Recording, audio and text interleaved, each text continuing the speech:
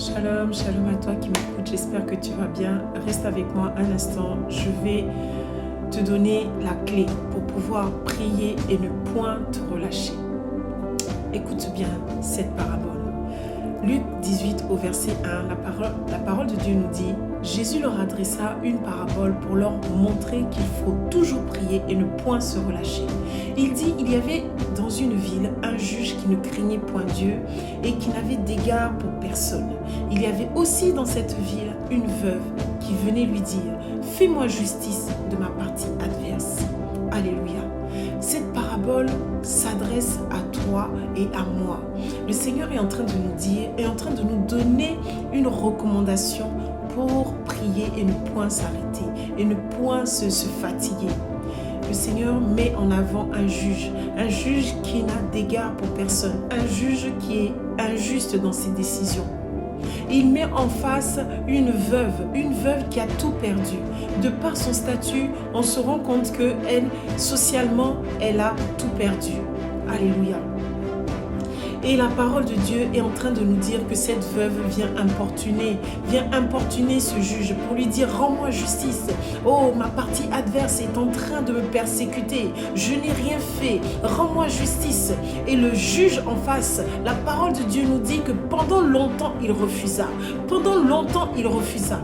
Mais il a dit, ensuite il dit de lui-même: quoique je ne crains point Dieu, et que je n'ai d'égard pour personne, néanmoins, parce que cette veuve m'importune, je lui ferai justice, afin qu'elle ne vienne plus me casser la tête.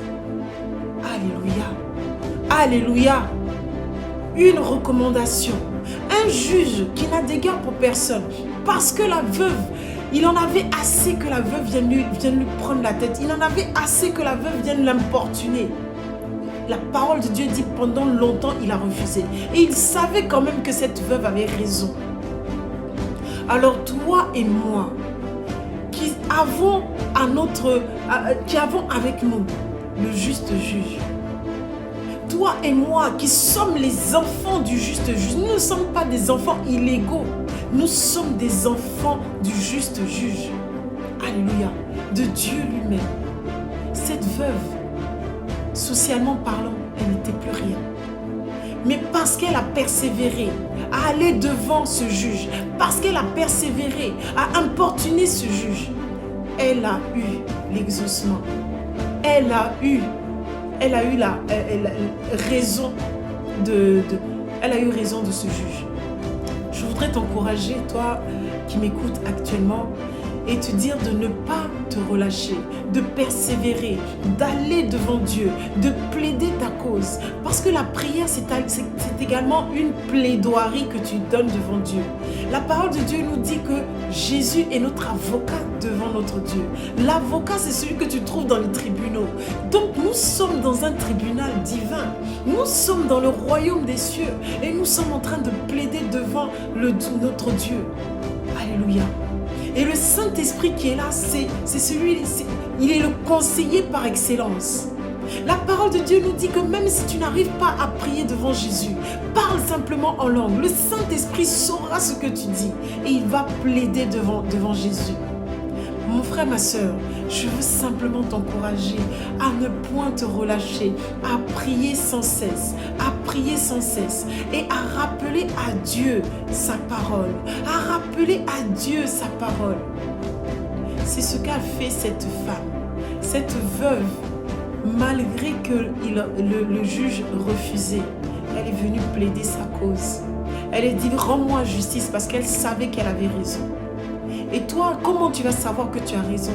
C'est en parlant, en prenant la parole de Dieu et en disant à Dieu: Seigneur, voilà, dans ta parole, il y est écrit ça. L'Éternel est mon berger, je ne manquerai de rien. Seigneur, je ne dois manquer de rien. Seigneur, toi-même, tu as dit dans ta parole: je ne manquerai de rien. Alors, rends-moi justice. Rends-moi justice de ce que toi-même tu as mis dans ta parole. Il est important que tu rappelles à Dieu sa propre parole, afin qu'il puisse te rendre justice, afin qu'il puisse te justifier, afin qu'il puisse t'exaucer. Alléluia. Je t'encourage à ne point te relâcher dans la prière.